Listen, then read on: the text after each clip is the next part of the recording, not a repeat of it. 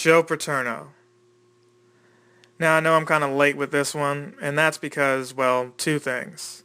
I started this series after he passed on and after all this controversy came out.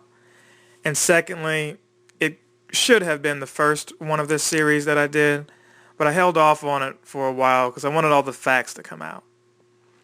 It's hard for me to talk about situations like this where children are involved or teenagers. Just the whole pedophilia thing is just one of those touchy subjects where, you know, it's hard for me to have an opinion without offending somebody. Not that I'm worrying about that, but, I want to be sure of myself and what I'm saying before I make a boneheaded statement out there on the internet. I'm sure some of you are like, oh, you've done that already, but you know what? Have a Coke and a smile and shut the fuck up. So getting back to the man, the myth, the legend, whatever. Paterno, I feel a lot of sympathy for. Let's just go ahead and get that out there now. I'm not even going to wait for, the end of the video to kind of let you know how I'm feeling. Here's a guy who worked his ass off to get all these career wins and, set all these records for the Nittany Lions. And, all that's just washed in the drain. There's 3 colleges I could have went to, one that I chose, and Penn State was one of those. Tuition reasons and relocation and all that led me not to go to that school, and in hindsight, it's probably for the better. Well, I can't really say that, but when it comes to these recent troubles that the school is coming through or going to go through, I'm kind of glad now that I didn't go. But I digress. It's a shame that the guy was old-fashioned. You protected your friends and family. Somebody did something kind of skeevy. You kept that in-house. You didn't try to ruin the school, or he's probably just looking out for a guy who he thought was his friend, not knowing that it would turn into something, that would affect him and his legacy years on down the road. But, lesson learned. Sad that, this guy wanted to retire and probably knew this stuff was getting out into the media. And, maybe the lung cancer killed him after,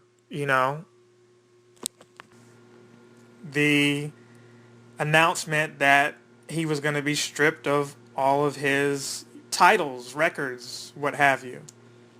He probably died right then and there and just, physically died. Spiritually, he was already gone. And that's sad. That's sad for the family, the fans, his friends, whomever. And, then they moved the statue. Now, don't get me wrong. You mess with children, you deserve, proper protocol, proper consequences of that nature. But I think it was a little extreme. It wasn't the kiss of death where they just were like, hey, we're just doing away with the entire school. But I felt like, yes, Paterno did hide and protect a pedophile, child molester, but he shouldn't be treated in the same light as if it was himself who was the child molester. Does that make sense?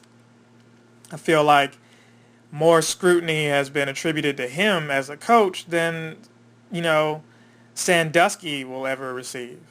Sandusky's behind bars somewhere watching HBO, trading cigarettes, and for all we know, he might be happy behind bars, raping somebody else or having somebody else rape him. I don't know.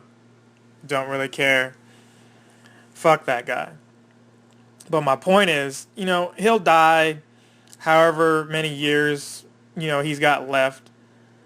But Paterno's gone, dead and gone, and his whole life is just kind of in shambles. Whereas Sandusky is just now getting in trouble, facing his consequences, and he's lived a full life. He's done what he wanted to do. It's not like he's losing anything. And I just hate for Paterno and his family to have to endure what they had to endure throughout all this. So with that said, I'm just going to wrap this video up, and stay tuned for more videos. Rat Ninja out.